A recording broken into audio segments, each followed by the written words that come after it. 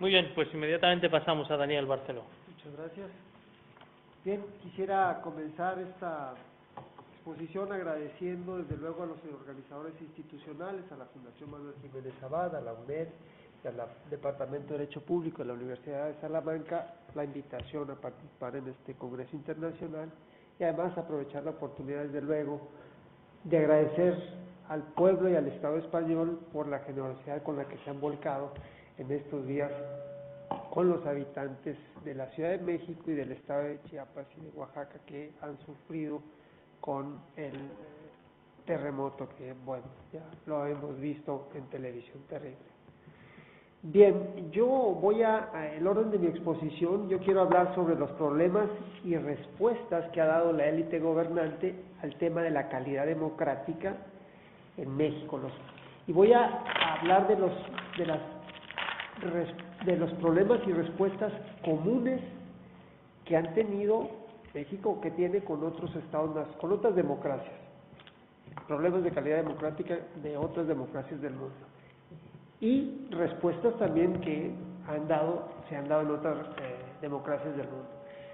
Posteriormente hablaré sobre la calidad democrática en los estados, a nivel subnacional, y ahí sí voy a hacer una propuesta en este Congreso Internacional a partir de dos problemas, dos insuficiencias que yo veo del diseño institucional del federalismo, porque en México, como sucede en el caso de Argentina, traemos un modelo que copiamos del siglo XVIII, fines del siglo XVIII del federalismo norteamericano.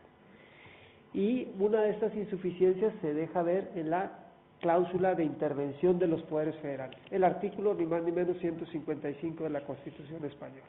Yo me voy a referir desde luego al caso de México, pero verán que hay ahí algunas cosas que son comunes y yo voy a decir que es insuficiente ese artículo y que se requiere incorporar una cláusula de intervención preventiva, que no sea tan traumática cuando llegas a esa, que cuando es necesario aplicarla hay que aplicarla, y finalmente hablar del problema del accountability multinivel o vertical, que también hay ahí una insuficiencia importante. Bien, los problemas de calidad democrática, bueno, son comunes en México a las de otras democracias. La asimetría en la capacidad institucional del gobierno con respecto al Parlamento o Congreso, la partidocracia, la insatisfacción de los ciudadanos con el desempeño de los gobiernos, etcétera. Pero también hay problemas particulares de la democracia en México, y yo los ubico, ya aquí han salido para Brasil y Argentina, en la pobreza y desigualdad social, número 1, la violencia, crimen organizado y la corrupción, desigualdad social y pobreza. Nosotros somos aproximadamente 120 millones de mexicanos, 60 millones, es decir, la mitad y un poquito más de la mitad viven en situación de pobreza. Y de esos 60, 11 millones viven en lo que las cifras oficiales llaman pobreza alimentaria, que es hambre, tal cual. Comen 1 o 2 veces al día. Desde luego, en un panorama así, pues la compra de los votos es algo habitual, ¿no? Votos que puedes comprar en 15, 20 euros y que, bueno, ahí están. Son ciudadanos que, desde luego, no están atentos al proceso de control de ejercicio del poder, como teóricamente funciona la democracia representativa, porque están atentos a ver cómo comen el día a día, ¿sí? Y ya no digamos si van a poder participar con los nuevos instrumentos que las nuevas tecnologías ponen a disposición para la participación democrática. Bueno, eso ya es una burla, ¿no? Comentar eso. Bien, el segundo problema, violencia, en este caso el crimen organizado. Bueno, en primer lugar, se habrán enterado de que hay asesinatos de periodistas, es decir, están matando a uno de los componentes del control del ejercicio del poder, que son los periodistas. El crimen organizado, quiero decir. Luego llegan, esto es un fenómeno que está pasando recientemente, esto no era México así hace 20 años. Literalmente llegan a pueblos con ametralladoras y les amenazan de muerte a la gente y les obligan a votar por un partido o por otro, da igual, pero tienen que votar. Y bueno, la gente llega a un pueblo donde no hay quien les defienda ahí, hay un policía, 2 policías municipales, en fin, y llegan estos armados, en fin. Y en tercer lugar, estos mismos, el crimen organizado captura a los gobiernos municipales de la periferia y a los gobiernos estatales también, es decir, los penetra y lava dinero a través de los contratos públicos. Bien, tercer problema típico de México, corrupción. Transparencia Internacional dice que nosotros somos, de 176 países medidos, nosotros nos percibimos en el lugar 123. Somos bastante corruptos. Y desde luego no necesito decirles que la corrupción bloquea cualquier control del ejercicio del poder y permite la arbitrariedad. Y del tema que estaban hablando mis colegas argentino y brasileño, pues también el Latino Barómetro, que está midiendo cómo la calidad democrática en los países de América Latina desde 1995 hasta la actualidad, habla de que el 54% de los mexicanos está de acuerdo, responden que están de acuerdo en no aplicar la ley si reciben a cambio un beneficio.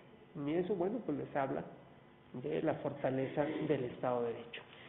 Bueno, así en México llegamos a una alternancia. Por primera vez en el 2000 se desaloja el partido que había gobernado por 8 décadas, llega el Partido Acción Nacional de oposición, del 2000 al 2006, luego del 2006 al 2012 repite este mismo partido y no hacen gran cosa por cambiar las reglas del poder, del ejercicio del poder y las prácticas políticas. Y finalmente son sustituidos nuevamente por un presidente del PRI, que es el actual, que tampoco cambia nada. Y así nos vamos hasta 2014, donde ya la gente manifiesta muy claramente la insatisfacción. Y entonces la clase política se ve obligada a responder de alguna forma a la baja calidad de la democracia que ya le estaban exigiendo o le estaban poniendo en la nariz los ciudadanos. Y responden como han respondido las democracias de otras partes del mundo. Judicializar la política. Empiezan a mandar las cosas al Tribunal Constitucional, más y más, y al Tribunal Contencioso Administrativo. Introducen instrumentos de democracia directa, ¿no? Referéndums, candidaturas independientes, participación, etc. Crean órganos constitucionales autónomos supuestamente no penetrados por los partidos políticos. Y digo supuestamente porque los crean para dar la apariencia de que van a configurarlos con cierta neutralidad política, pero al mismo tiempo se aseguran de cómo van a capturar esos poderes, a esos órganos constitucionales autónomos. Estas han sido, digamos, las respuestas que yo veo que en México son comunes a otros países. Luego, ha habido una respuesta particular. Los presidentes mexicanos lo que han hecho es, ante el fracaso, porque ellos no cambiaron las reglas de ejercicio del poder porque les venía muy bien para ellos, empezaron a culpar a los estados. Empezaron, digamos, a combatir a una de las piezas claves, desde luego, del federalismo. Decían, bueno, todo el problema está en que los estados tienen una calidad democrática tremendamente mala. Y entonces, el remedio es centralizar. Vamos a dejarlos sin competencias, porque esta es la forma en la que vamos a evitar que haya baja calidad democrática. Bueno, aquí el problema es que la premisa de salida es falsa, porque el problema de baja calidad democrática es verdad que está en los estados, pero también en el ámbito federal. Y desde luego que nos corresponde a nosotros que estamos en un foro como este y que creemos en el federalismo, ¿no? Y por razones históricas yo puedo decir que el federalismo en México incluso hoy en día tiene una gran razón de existir. Nosotros tenemos que proponer una respuesta desde el federalismo, distinta a la de solamente centralizar. Y aquí, ¿cuál es, en qué estoy pensando? A ver, voy a plantear dos problemas que tiene el federalismo mexicano, pero creo que también existe en otros estados políticamente descentralizados, y es el tema de la cláusula de intervención de los poderes federales, el artículo 155 de la Constitución española, pero yo estoy pensando desde luego y hablo para México.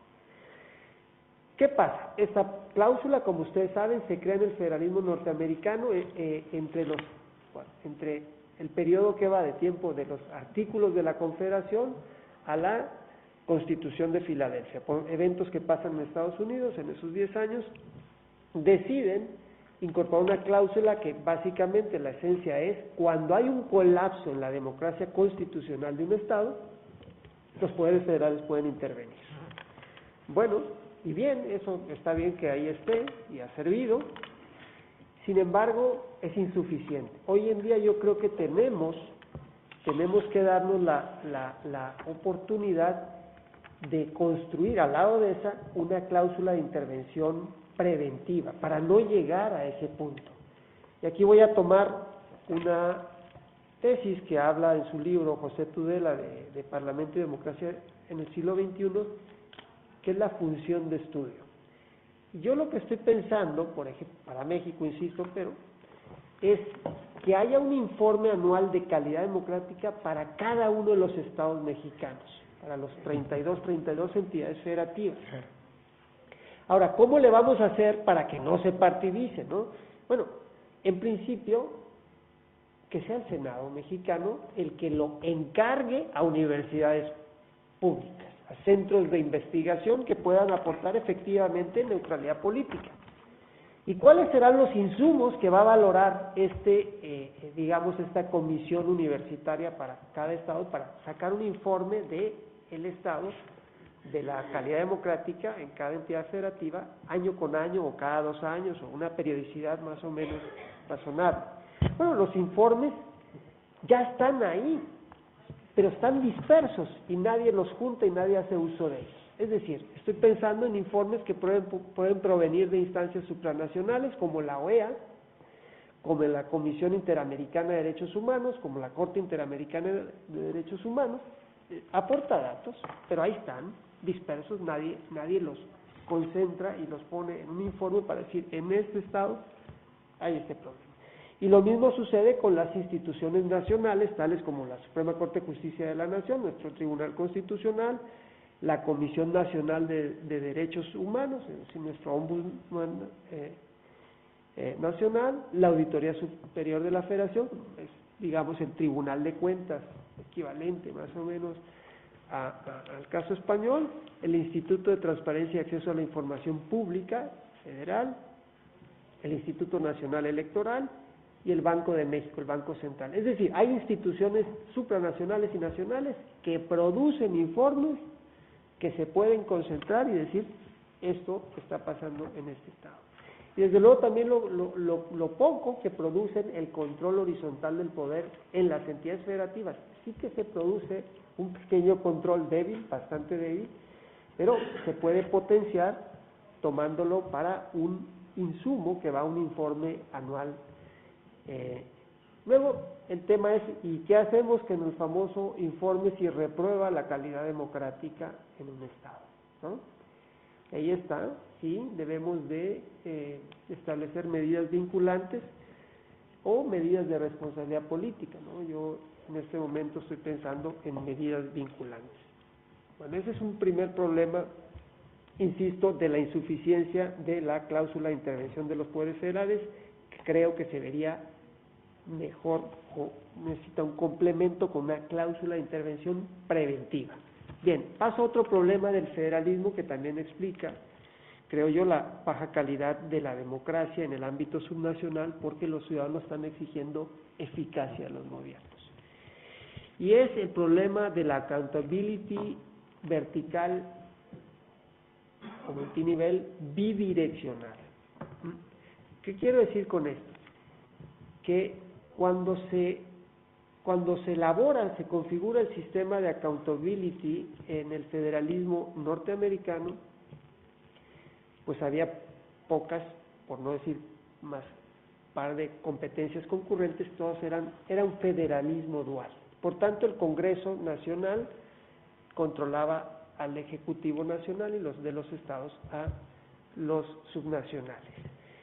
Bueno, pero ahora que el federalismo es un federalismo cooperativo y las competencias son concurrentes entre la federación y los estados, y además que traen directivas del derecho internacional, pues entonces resulta que no tenemos un mecanismo en México de accountability donde participe el Parlamento. Aquí tomo también una idea de Pepe Tudela, de lo que él habla de la